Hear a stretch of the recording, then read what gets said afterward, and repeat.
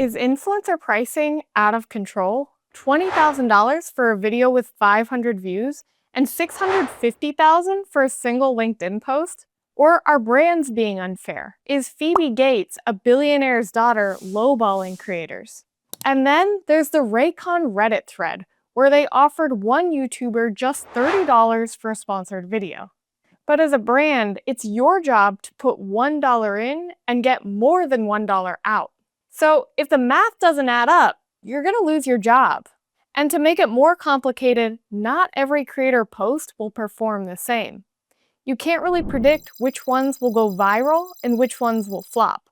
So to get to the bottom of this debate and help you figure out a base price for influencers, I asked some of the very best influencer marketers exactly how they identify a fair price and then negotiate with influencers in a way that's mutually beneficial. First, if you're just exploring influencer marketing and want a baseline estimate of how much you can expect to pay, I loved this very simple hack from Igor, the influencer marketer at Ahrefs. I've had quite a few people just contact me. They can even sometimes send me the rates they're getting, like, hey, I was talking to this guy and he's charging us this much. Do you think it's a good deal? There's also a pricing benchmark estimate inside Favicon that makes it really easy to just get a baseline estimate of what a fair price is. But just because the influencer asks a reasonable rate doesn't mean that it's going to work with your business. So first, what's the framework that you can use to get a baseline estimate of how much you can afford to pay an influencer? Well, here's how Alex from Perspective determines pricing. It really depends on like your business economics, at least that's how we look at it. For example, as us internally, we have a certain number that we know we can pay for sign up, so we have a cost per sign up that comes from other calculations within the company. We start from this number internally, like $100 per sign up. Okay, if we believe that this guy is going to bring us, at least 10 sign ups, then we know that we can pay him $1,000, for example. I think a lot of brands make the mistake of we just pay without knowing like our internal numbers, and I think it's very important for you to know like how much you can pay for sign up. So to get a baseline pricing estimate for a creator, it's pretty similar to paid media. So you want to start by looking at the creator's average impression counts. You can either do this by manually looking at their impression counts for the last few months, or you can see this inside Favicon. The next step is to estimate conversions. Now, this can be trickier with creators because it really depends on a variety of factors like the influencer's authority and trust with their audience. You can usually kind of gauge this by looking at the comments and the content itself. So for example, if they're sharing like case studies and real experiences, then the trust is probably going to be a lot higher than if they're just sharing like motivational quotes. Next is the percentage of their audience that actually matches your ICP. And this is trickier to guess, but again, you can either look at the comments or kind of gauge it by the quality of the content. The more niche specific the content is, the higher the ICP match probably is. And how well that particular message is going to land with the audience, which also is going to depend on the campaign concept itself. And then finally, the CTA. So the quality of the offer and whether the campaign is actually designed to generate awareness or conversions. Now, those are obviously a lot of different factors. So how do you get an estimate of conversions? Well, I really liked Alex's advice again. So instead of just blindly guessing, he asks creators if they have historical conversion benchmark data from other campaigns that they've done with other brands. When we work with a creator, especially if they are like bigger ones, have you done other sponsored posts? And if you have, what have been the results? Obviously, every post can have a life of its own and can be totally different, but it already gives you again another data point more that you can put here to lower like the amount of uncertainty that there is. So if you're just getting started and you really have no idea what kind of conversion rate to expect, then you can always just start by working with creators who've already worked with like parallel brands and have some conversion data. Now, to find creators who have already worked with parallel brands, one option is to just search manually, like hashtag and then the brand name's partner. So maybe if Ahrefs is a parallel brand, you would do something like hashtag Ahrefs partner.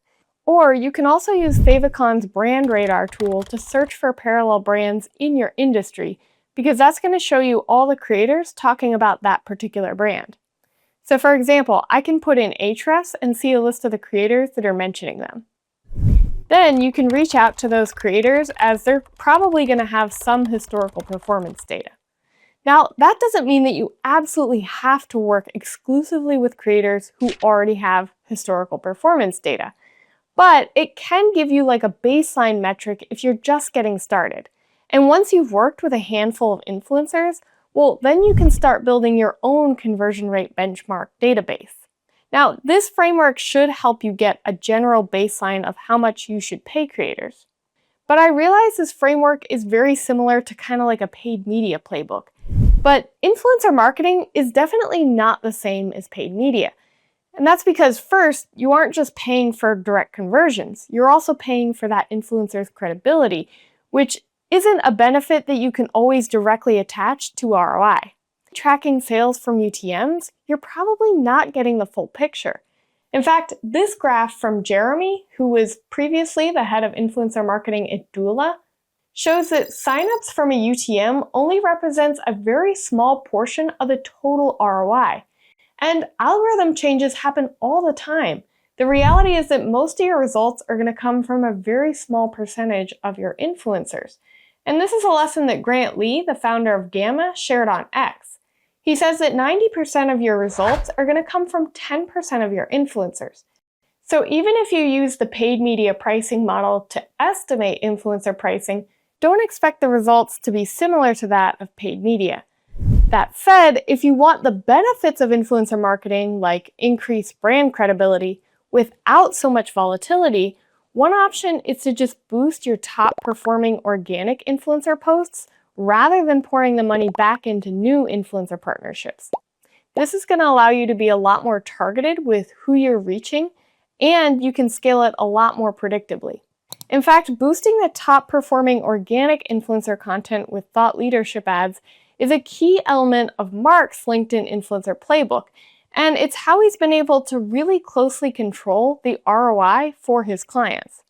So we don't have that granularity with the organic part.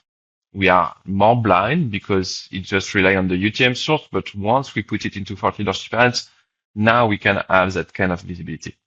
Brendan of Creator Authority also shared that boosting the top performing ads has been one of his best growth levers. It's much, much cheaper than just running standard ads anyways. Like we see, when we're running creator campaigns, we're seeing, thought leader ads come in at, 15 to 20% the LinkedIn average CPM or sometimes even less. And that's because people engage with people trust people. It doesn't feel out of sorts within the feed. I've also seen quite a few companies like Upwork boost influencer content across Facebook. Now, one variable that has a huge impact on the ROI of the campaign is the concept itself. For example, I was shocked to hear that Zapier's highest performing campaigns are actually comedic skits. Content works really well for us. Like anything comedy related, skits always performs the best. So I decided to dig deeper into the top performing campaign concepts across both startups and huge brands like Lovable. So if you watch this video over here, you'll see not only examples from companies like Beehive and Lovable, but also hear the pro tips from the influencer marketers that actually ran these campaigns.